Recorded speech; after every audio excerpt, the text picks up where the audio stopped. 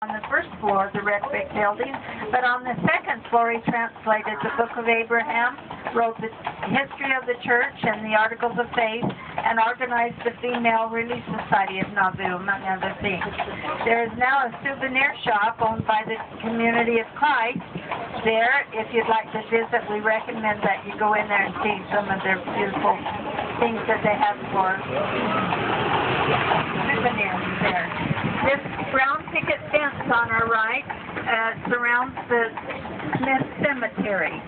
There's two white headstones down off the side of the lot are the headstones of Joseph Smith Sr. and Lucy Mack Smith. There are 20 graves there. A lot of them are unmarked. But on the east side of that graveyard are the graves of Joseph, Emma, and Hiram under the granite marker. This little cabin right here is the first home of the prophet Joseph Smith and his family. This little home was built in 1803 and served the Smiths well, and then they built the bigger home in back after they had lived here a while. Down this street was called the Lower Landing, and the red brick home over there was the Nauvoo House, which is a very important thing to know here because that was the place that housed the people coming in, and that's where Emma lived when she died in 1879 at age 74. As we go around the corner, the mansion house is to our right. In 1843-44, the Joseph Smith family had living quarters in the front part of this old hotel, and in the back, Lucy had a place to live.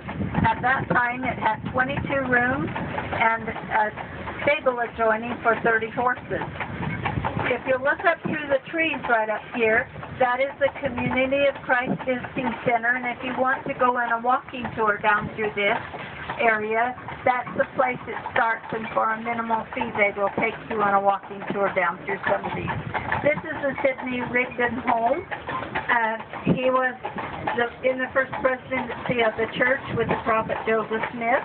He was with him in the Liberty Jail and was the first postman in Nauvoo. He ran it out of his kitchen, ladies. How would you have liked that? This on our left is the Mills Tavern Hotel.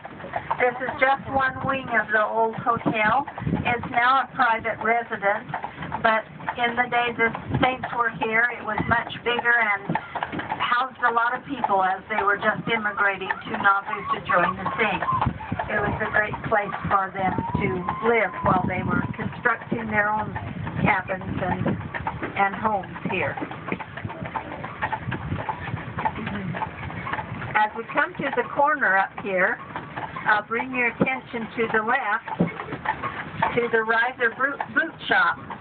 This was one of 13 other shoe shops in Nauvoo, and it's just a tiny little building.